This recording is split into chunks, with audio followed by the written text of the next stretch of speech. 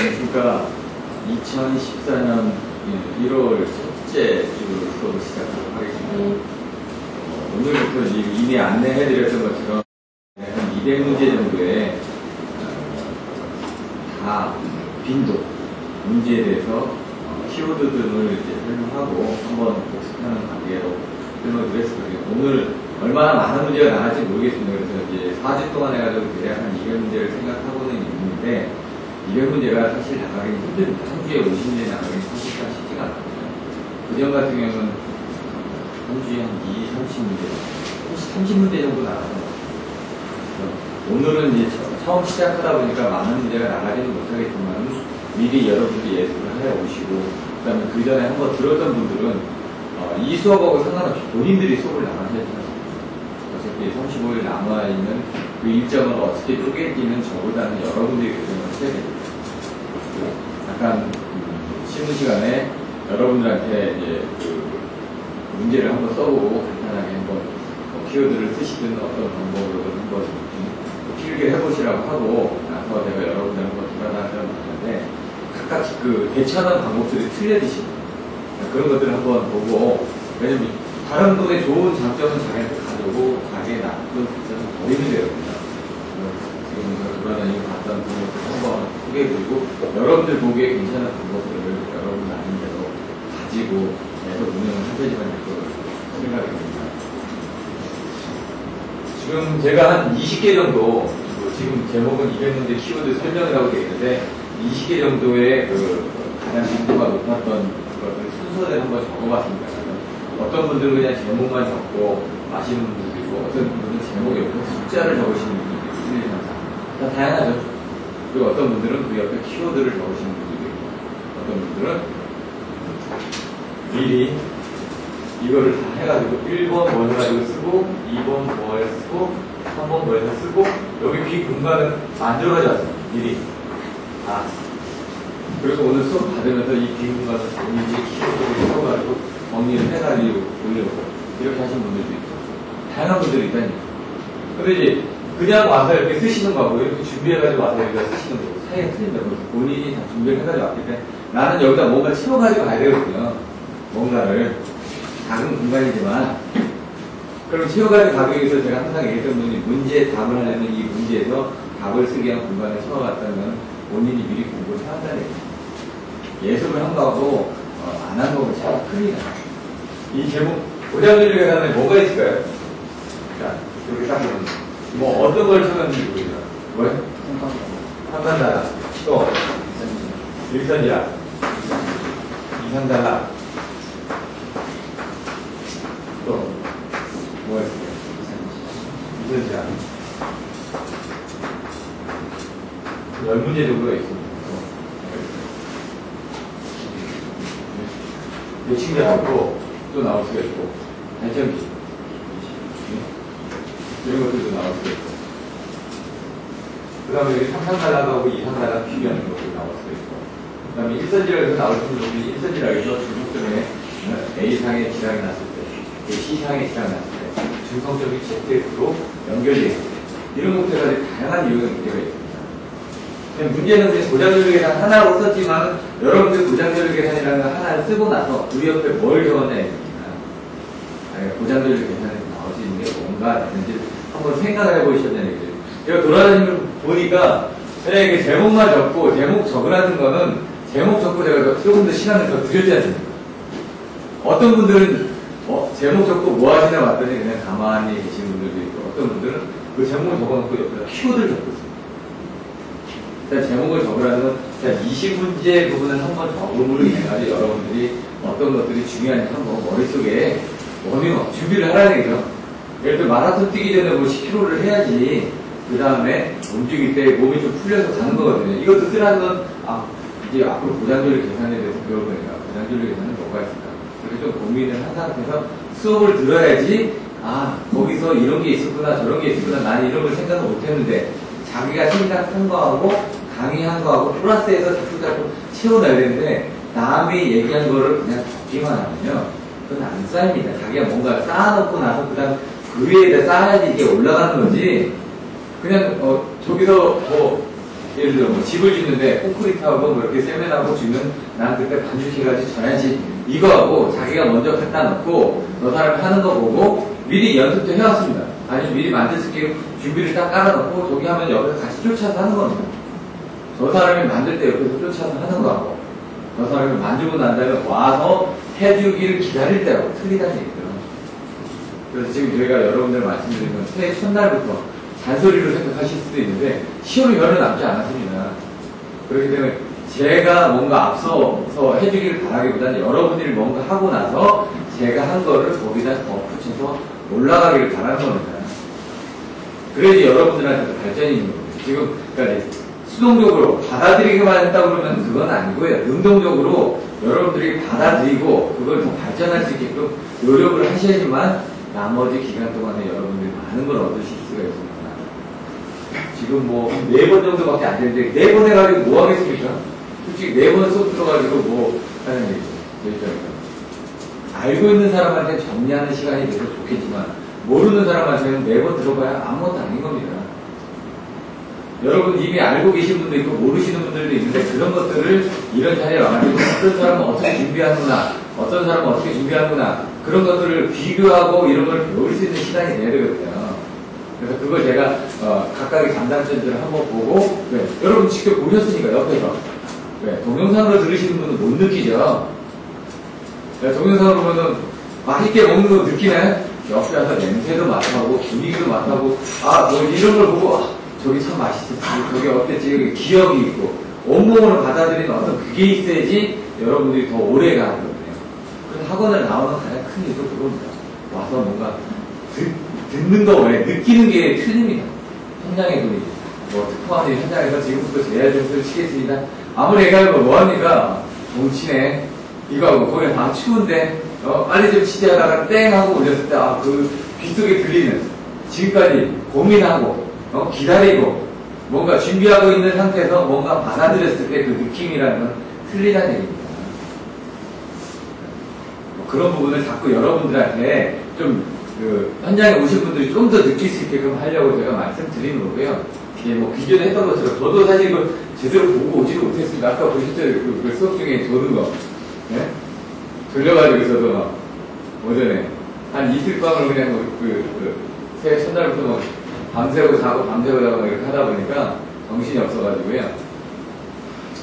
그만큼 이제 그거 하면서도 느끼는 게 해야 되는데 마음은 있는데 몸이 안 따릅니다. 여러분도 마찬가지일 겁니다. 근데 누가 한 소리 하면은 그때 또 몸이 이렇게 쫓아가게 돼요. 그래서 자꾸 그런 얘기를 해드리는 게 좋은 겁니다. 학원에 나오는 부분이 뭡니까? 뭔가 누가 스치질 해주고 이끌어주기를 바라고 나오는 거 아닙니까? 그런 부분은 제가 최대한 도와드릴 테니까 여러분들 쫓아오시면 됩니다. 쫓아오는 거 전에 앞서 나가면 더 좋으시겠지만 아까도 얘기했더니 얘기 들으시죠? 미리 한번 다 보고 왔습니다. 느낌이 틀리다는 얘기, 자기는 보고 정리하러 왔다는 얘기죠. 물론 이제 처음 하시는 분들도 있다 보니까 지금 제가 무슨 얘기를 해야 될지 두 번째 들으시는 분들은 압니다. 또 제 얘기도 할 거고 제 얘기도 할 거고 그 사람들은 한 번 들었으니까 두 번째는 머릿속에 그 다음 스토리를 보면서 본인이 앞서 나가고 있다는 얘기. 그 내가 무슨 얘기를 할지 안다는 건 쓸 수 있다는 얘기. 그 얘기를 쓸 수 있다는 얘기. 그런 단계가 어디까지 반복할 수밖에 없습니다. 제가 계속 이 문제를 재탕 삼탕하는 부분들은 그만큼 괜찮으니까 일단 개념을 잡게 짧은 시간 내에 가장 큰 효과를 얻기 좋기 때문에 이걸 하는 겁니다.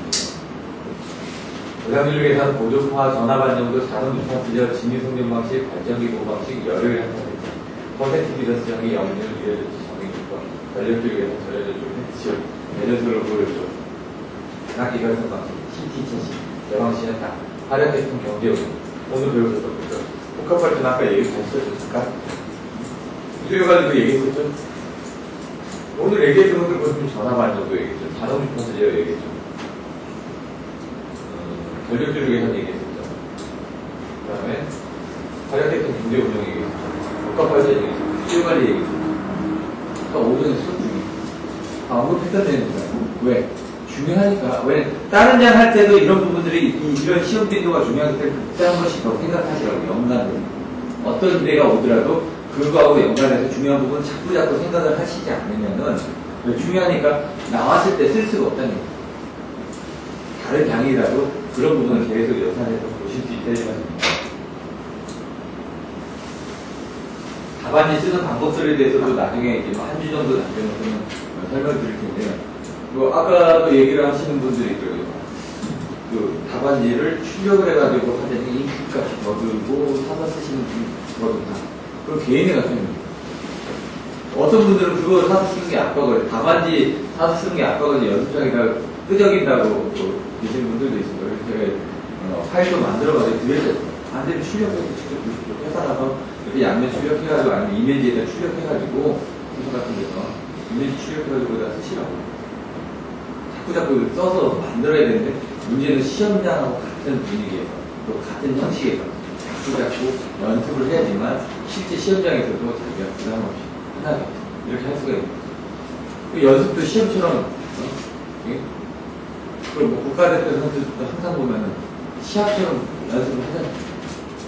그래야지 긴장하고 그때는 긴장을 해야 되는 거야. 시험 볼 때.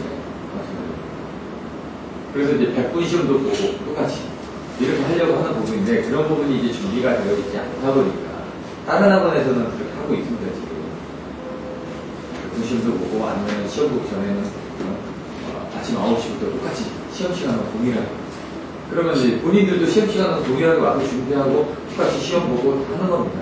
예상 문제 만들어가지고 그 예상 문제 만들어가지고 시험 문제를 풀다 보면은 자기도 모르게 거기 나갔던 문제가 또 나옵니다. 그럼 시험 보기 전에 자기가 고민했던 그 시간들이 있을 거예요. 그럼 그 시간을 줄이는 거죠, 시험 때는. 그 시험을 자꾸 보는 방법밖에 없는 거죠. 근데 이제 그 부분 전에 여러분들한테 조금이라도 이런 부분들이 각인이 될 수 있도록 시험장에 가서 그 시간을 줄일 수 있도록 이제 200개의 한 키워드 정도를 한 4주 동안 해서 진행을 하겠다라고 말씀을 드렸던 겁니다. 때로는 중요한 건 깊이 들어갈 수도 있고 때로는 얇게 넘어갈 수도 있습니다. 하지만 이 시간에 들어가지고 여러분들이 뭔가 정리할 수 있는 자기가 부족한 부분 처음 들으면은 생소하겠지만 두 번째, 세 번째 들을 생각으로 오늘은 어떻게 하느냐 한번 보자 이렇게 오신 분들도 있을 거고요. 저희가 교육을 하면은 처음에 계속 팔짱을 딱 끼고 한번 봅니다. 뭐 어떻게 하나 보자 하다가 이제 조금 마음에 들면 그 다음에 이렇게 앞으로 나옵니다. 그 다음에 손 들어서 물어보고 사람들이 다 틀리다니까 받아들이니까 미리 준비해가지고 온 사람은 미리 준비해가지고 물어볼 걸 다 체크해가지고 옵니다. 그래서 수업하는 거 보고 이거 됐으면은 거기에 연관돼서 질의가 나옵니다. 그러면 이제 지금부터 해가지고 요 왜 20문제가 이렇게 나오게 되는지 그 배경에 대해서 설명드리고요. 그 다음에 그 20문제에 대한 자료들을 다 가지면서 이제 그 각각의 키워드들을 한번 살펴보도록 하겠습니다. 자, 보시면요. 제가 만든 자료가 아닙니다. 저도 이제 다른 분들한테 얻어서 이름을 좀 수정을 하기도 하고 이렇게 했던 거고 제가 만든 자료는 저도 잘 못 만듭니다. 그래서 다른 분들이 만들었던 자료를 활용을 하는데요. 저희 여러분들이 시험을 보시는 거 1월 3일부터 1월 9일 사이에 시험 접수를 하셔야 된다고 분명히 말씀드렸습니다. 아직도 안 하신 분들이 있다 그러면 오늘이라도 돌아가지고 빠른 시일 내에 접수를 하셔야 됩니다. 발전 배전이기 때문에 발전, 송전, 변전, 배전에 대해서 이렇게 키워드를 가지고 나누겠다고 잘 적었고요. 여러분들한테 항상 얘기하신 것처럼 얘기드렸던 발전에는 뭐가 있고 송전에는 뭐가 있고 복잡합니다. 부품 구성, 가공, 전선, 지중 송전설로, 선로전수, 코로나, 송전 특성, 접지 방식 이렇게 나와있죠. 근데 여기 보시면은 1장에 뭐였죠? 그냥 개통 구성 마찬가지로 1장 개통 구성이라고 하죠. 2장에 가공 송전설로죠. 3장은 지중 송전설로, 4장은 예? 홀로전수, 5장은 송전 특성, 6장은 과 유도전. 여기 묶여있죠. 근데 떨어뜨려놨죠. 네. 문제상으로 따로따로 나올 수가 있습니다. 제목은 그거지만 그거 안에서 이렇게 떨어뜨려놨다면 문제가 따로따로 나온다는 얘기입니다, 지금. 그 다음에 7장은 9장이에요. 8장은 그 다음에 9장은 요게 그 송전공학의 목차입니다. 그 다음에 10장은 뭐죠? 5개죠. 11장은 전전서. 12장은 배전설로 뭐예요? 정기적 특성은 정의적 특성은 13장이고요. 배정계통의 구성. 여기 뭐라고요? 송전솔로의 구성. 여기는 변전 쪽, 여기는 배전 쪽. 어떻게 나왔습니까? 여기서 구성이 나왔죠. 그 다음에 다른 게 나왔습니다. 여기서 12, 13, 14장. 배전솔로의 구성. 뭐, 배전계통의 구성. 이렇게 나와 있죠. 배전솔로. 근데 처음에는 배전계통의 구성이고요. 그 다음에 배전솔로의 정의적 특성이고, 배전솔로의 관리와 도움이다. 그러니까 13하고 14는 배전솔로로 나가고요. 12장은 이제 배전계통으로 나가고, 배전계통의 구성, 배전솔로의 정의적 특성. 여기 정의적 특성 아닙니까? 가공송전솔로, 지중솔로, 송전솔로, 그 구성이 그렇게 돼 있고, 솔로전솔, 코로나, 송전 특성, 이게 구성 아닙니까? 특성. 이런 부분, 정의적 특성이죠. RLCG. 여기 나왔던 가공송전솔로의 RLCG, 지중송전솔로의 RLCG, 그 다음 거기에 이제 솔로전수가 단거리, 중거리, 장거리별로 어떤 RLCG 특성을 가지고 있고, 그때 송전 특성이 어떻게 되는지, 해석을 해야 되는데 어떻게 해석을 해야 되는지, 집중 점수를 해야 되는지, 아니면은 분포 점수를 해야 되는지, 뭐 이런 내용들이 나와 있지 않습니까? 거기에 이제 태도가 되어 있는 요소도 똑같이 써먹는다는 얘기예요. 교통공학적으로 보면, 오늘 교통공학이 어느 정도 많이 내려왔는데, 계정기, 경제부하고 전력비를 위해서 전압제어 이렇게 나와있죠. 이렇게 이제 짜는 거는 가장 많이 나오는 거죠. 보호계정기 쪽은 계통에서도 나온다는 얘기죠. 그러니까 계정기 쪽으로 할 수 있는 부분은 뭐냐? 발전기 보호방식, 그 다음에 송전솔로 보호방식, 그 다음에 변전소리, 전압기 보호방식, 그 다음에 전압기 2차 측의 모선 달리기, 모선 보호방식, 그 다음에 전동기 보호방식, 그 다음에 배전솔로 보호방식, 이런 식으로 나오는데 밑에 쪽은 좀 떨어지다는 거예요. 전동기나 배전솔로 좀 떨어진다는 거예요. 가장 많이 나오는 건 뭡니까? 발전, 송전, 단결 쪽에 대한 보호방식들이 많이 나온다는 거죠. 경제부하고 오늘 배우셨는데, 지금 보시면은, 전력구 성공학에 딱 나와야 되는 게 뒤쪽이 많이 나온다고 그랬죠? 1장인 거죠? 성공학에. 1장. 시작 한번 보시면, 기본적인 구성에 대해서 나옵니다. 2장. 그거를 이제 경공학적으로 하는 모델링에서 분석을 해야 되니까 표현하는 방법들에 대해서.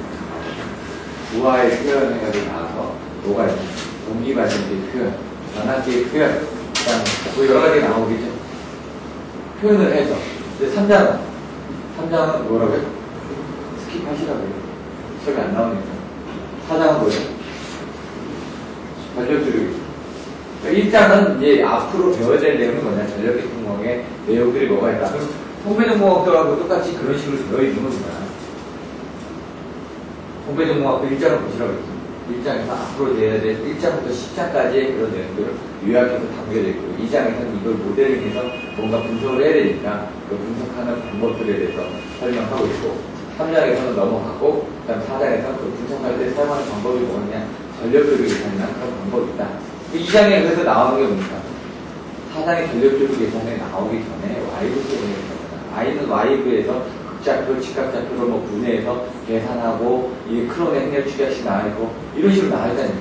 앞으로 배워야 될, 워밍업을 하고 있는 겁니다. 4장에 대한 워밍업을. 그러고 나서 5장에 가서는 뭐가 나온다고요?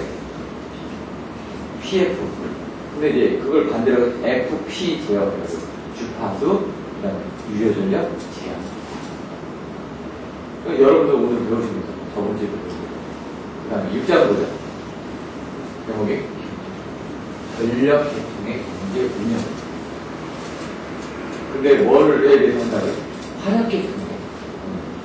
수화력계통도 있는데 화력계통. 또 화력계통에 대해서 해석을 할 때 어떻게 한다. 그런 부분을 나왔어요. 수급 조건을 가지고, 목적 함수를 가지고, 평가 함수를 가지고, 송연료비 최소 조건으로 가야 된다. 그때 송전선실을 무시하는 경우, 송전선실을 고려하는 경우. 그 송전선실을 고려하게 되면 페널티 게이트가 나옵니다. 거기서 이제 증부송수치이라든가 등중분 연료비의 법칙에 해가지고 람다를 동일하게 만들기 위해서 사용하는 방법들. 그렇게 보면은 이제 대충 감이 잡히시네. 아, 그거의 키워드가 그거구나. 6장까지 되겠습니다. 7장. 바로 이제 PF 제어가 5장이라고 보니 7장 바로 QV 제어가 나옵니다. QV 제어 부분에서는 바로 Q하고 V를 제어하기 위해서 뭘 써야 됩니까? 뭘 쓰죠? 우회전 트랙의 제어 장치에 뭐가 있어요? 네? 네.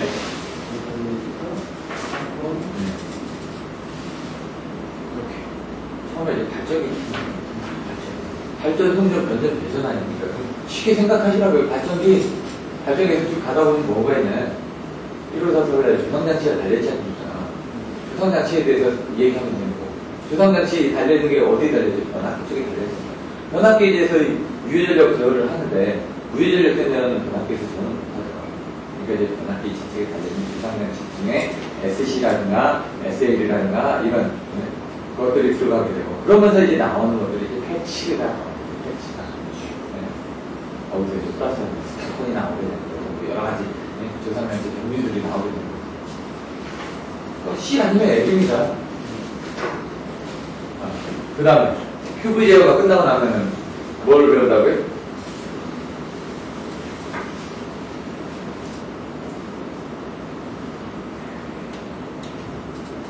전력교통공학의 8장. 뭐 여러분들도 지금 책에 뭐라고 해야지?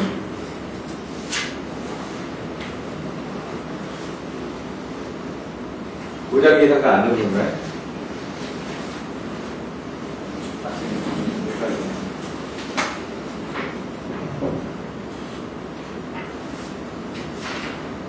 고장해석과 교통보호네. 그러면은 여기서 보셨던 이제 7장, 송대전공학의 7장에 고장전력이 나오고, 그 다음에 교통보호 쪽입니다. 10장인가요? 10장에 보호계정. 그 부분이 들어요. 그 다음에 8장 됐으니까 이제 9장. 9장이 안정도. 그 안정도 부분이 이쪽에서는 8장이라고 했죠, 송대전공학.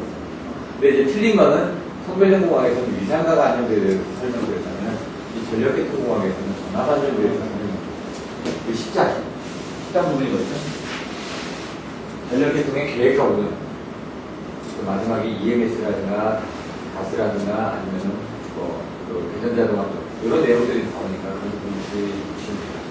그러면서 나왔던 것들이 여기 6장에 나와 있는 적체직 신경계가 구조작용부터 해가지고 쭉 올라오면서 QVJ 쪽으로 넘어가는 제어 방식들을 각각 혼합하는 단계들, 그런 것들 콘셉트 전력계통의 계획과 운영에서 EMS 단계로 올라가는 여기 지금 오퍼레이션 레벨에서 컨트롤 레벨까지 서브스테이션 레벨로 올라가는 그런 단계들을 여러분들 한번 머릿속에 넣으시라고요. 적체직 신경주 해가지고 여기서 지금 밑에서 자동주파수 제어에서 쓰고 있는 제어 방식이 뭐라고요? 키워드가? 예? 제어 방식. 예? 시험과 아침에 말씀드렸죠. 정주파수 제어 방식. 제어 방식이라고 얘기했던 거예요. 제어 방식이 세 가지가 있는데, 주연방, 정주파수 제어 방식, 정연락선 전력 제어 방식. 연락선 전력이 앞으로 가고, 연락선 전력 되고는 바람을 바이어스 제어. 연락선 전력 바이어스 제어. 이런 식으로 주연방. 그럼 그게 이제 AFC, 자동주파수 제어 방식이 아니에요. AGC 제어 방식. 직병제명, 직렬배분, 정렬배분, 대배분, 정렬배분. 그렇게 되고. 그게 바로 이제 PF에 해당되는 자동주파수 제어에서의 AFC하고 AGC의 제어 방식이라고 해요. 그리고 이제 QV의 제어 방식. 뭐죠? 해볼까?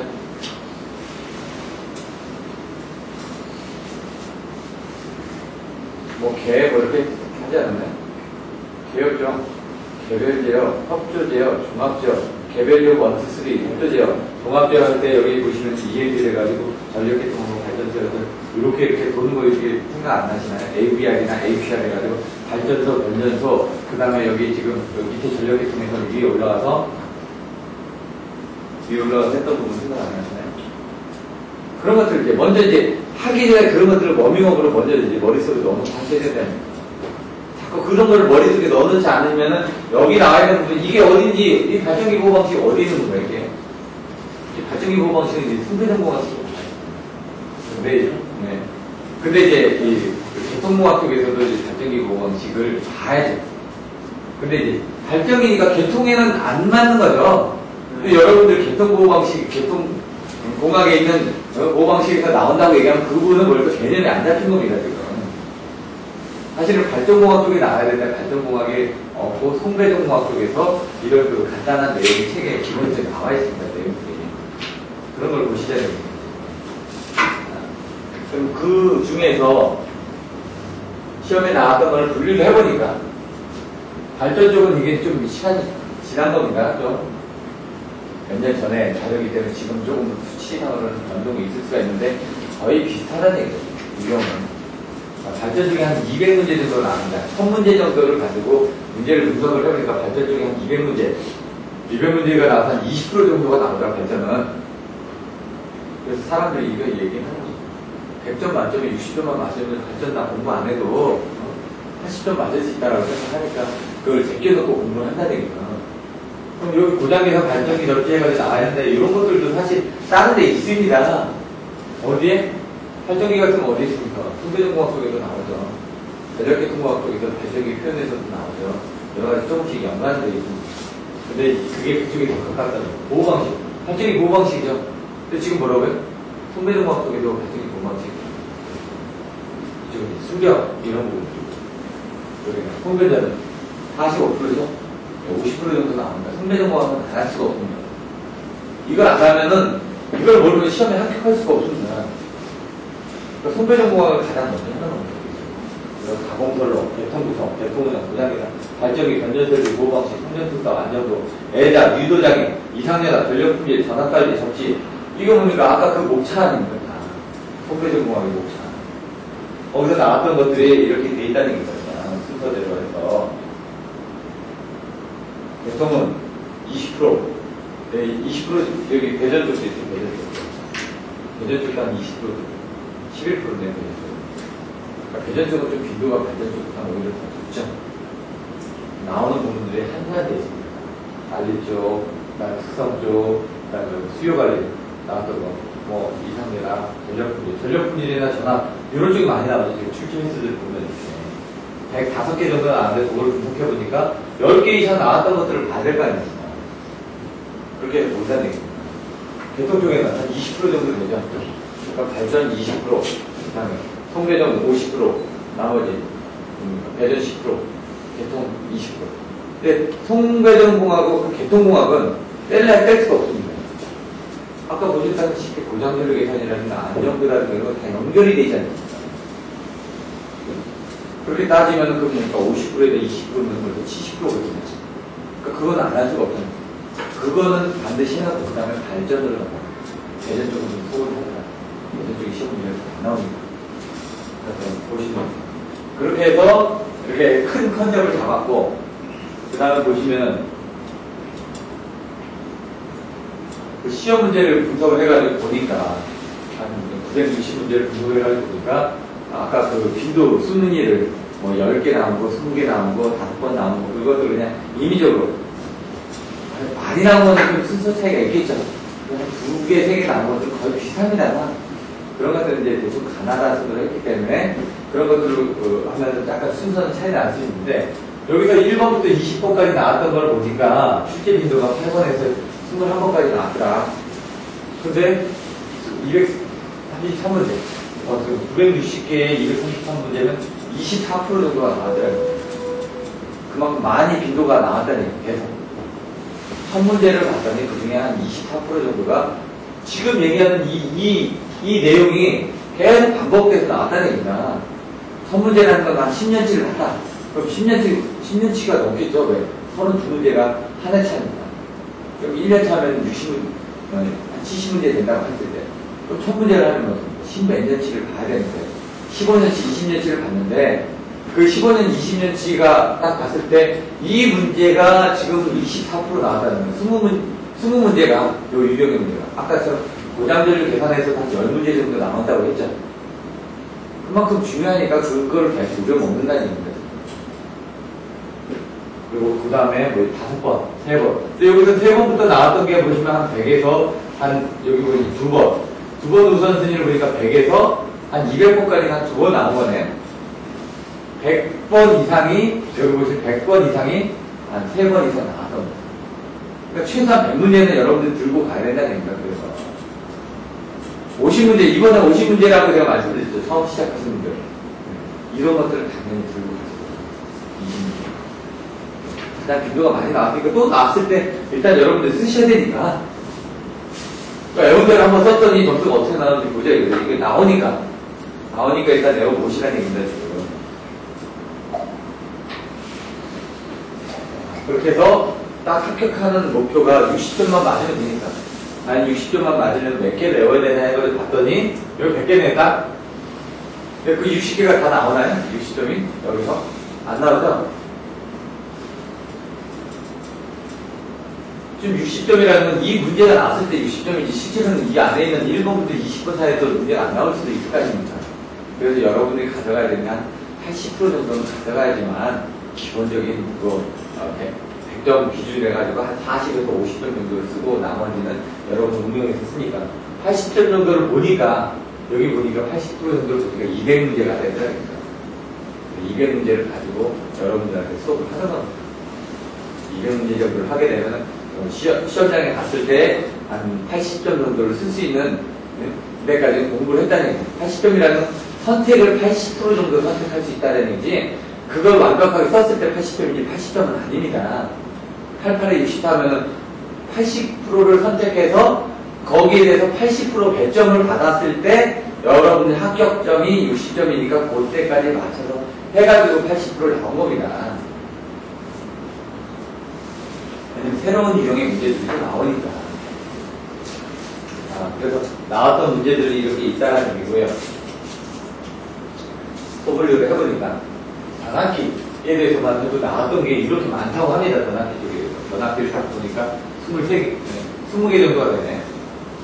제가 전학기에 대해서 상권선 전학기도 나오고, 암호코스도 나오고, 그 다음 지그재그도 나오고, 동료론전도 나오고, 변학기 이행계만도 나오고, 단권 변학기도 나오고, 결선도 나오고, 이런 유형들에 모여가지고 변학기라는 부분을 하나를 나왔다는 얘기죠.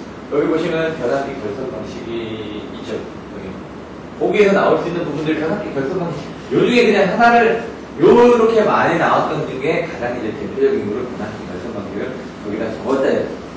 그럼 Y 델타 Y 변학기 정렬운전 거기에 그걸 하기 위한 간절한 정절한 뭐 정감절한 해가지고 이렇게 쭉 이렇게 그냥 꼬리를 물듯이 이렇게 쭉 가져갈 수 있는 대표적인 부분은 그냥 변학기 결선 방식을 썼다라는 겁니다. 한 문제로 20문제 중에 한 문제를 변학기 결선 방식으로 그냥 쓴 겁니다.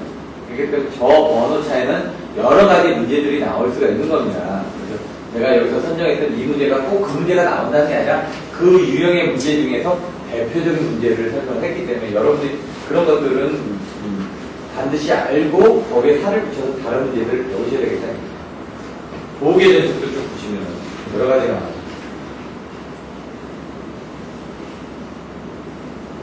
여기 보시면 300 몇 개에 대해서 번호가 나왔죠. 쭉 나왔어요. 이런 식으로 해가지고 여러 가지 부분이 나와요.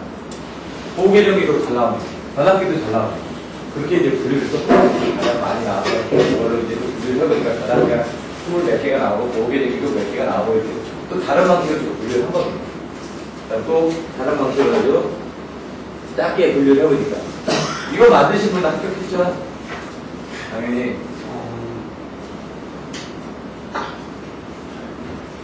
자기가 정리해서 머릿속에 넣어요.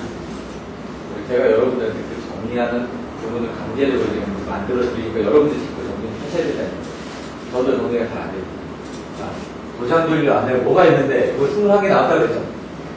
주파수제어, 전기품제어, HVDC 이렇게 해놓고 거기에 또 세부적으로 분류가 또 들어간 건데 근데 이제 거의 같은 걸로 그냥 이렇게 들어갔죠. 변학기 보면은 15분으로 되어 있는 결선 부분을 한 겁니다. 변학기가 여러 가지가 있는데 그 중에 결선 부분. 도장조리로 되어 있는 그 중에 단락, 아까 설명드린 단락, 지락, 뭐, 여러 가지가 있다고요.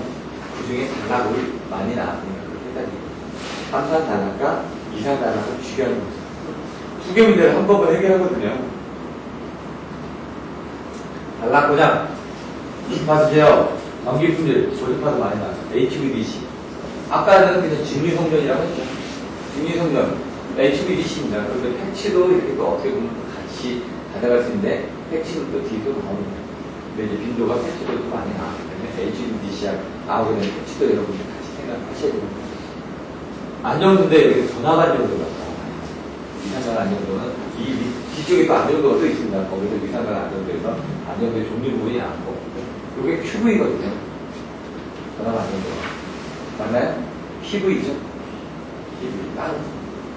또 따로는 안정도가 또 있습니다. 그러니까 안정도 부분에서 여러분들이 아까 PF 컨트롤이 있고 PV 컨트롤이 있는데 그게 아닌 PV 제어가 있습니다. PV 제어. PV 컨트롤. 그거를 이제 물어보죠. 중성절단지방기가 유도장에서 유혈조치 조건이 있습니다. 그러니까 1사질환 전력으로 맞물려서 나오는데 여기도 있죠. 여기도 있죠. 1사질환 전력. 영역에서. 영역에서는 목적 이런 것들 나옵니다. 도계식, 발전기, 전전솔로, 전전솔로 나옵니다. 퍼센티지라든지 정의, 전력수력 계산. 중요하다고 그러죠. 전력수. 전력수의 정의가 뭐죠? 민성씨? 전력수의 정의.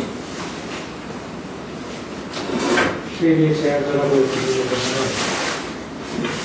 정확히 들어오자마자 물어봐도 바로 답이 나오지 않습니까, 지금. 그러니까 와서도 물어보면 바로 생각지도 않았는데 물어보니까 답이 나온다는 거잖아. 왜? 평상시에 준비를 해야 돼요. 제가 귀찮게 해드리는 게 아니라 자꾸 물어보다 보니까 본인이 머릿속에 이제 생각하거든요. 옛날에 누가 그러더라고요. 선생님, 저도 시켜주시면 안 되는 거잖아. 근데 그분이 지금 몽고를 같이 쓰는다, 지금. 내가 메일로 보내드렸죠. 갑자기 몽고로 가셔가지고. 열의가 있어야 된다니까. 근데 이제 그걸 제가 강제적으로 할 수가 없습니다. 그 정도 답을 할 수 있는 사람한테 물었지. 제가 옛날 학원 다닐 때, 다른 학원 다닐 때, 물어보는 게 그렇게 싫었습니다. 앞에서 맨날 이렇게 물어보더라고요, 생각하면서. 근데 이제 나중에 봐서는 그게 이제 더 도움이 돼요. 돌아가면서 하나씩 물어본다. 안 되고 왔습니다. 오늘 4일이니까 4번, 이렇게 물어보죠. 14번, 24번, 이렇게. 저기 있는 놈, 저기 뒤에 고개 숙이고 있는 놈 한번 일어나서 얘기해봐. 이런 식으로 얘기하죠. 준비를 하셔야 되는 거예요. 자기가 발표할 수 있도록 준비하다 보면 그거에 대해서 답안지를 쓸 수 있다는 얘기니까 자꾸 준비를 하셔야 되는 거예요. 시는 먹으니까 해보려고.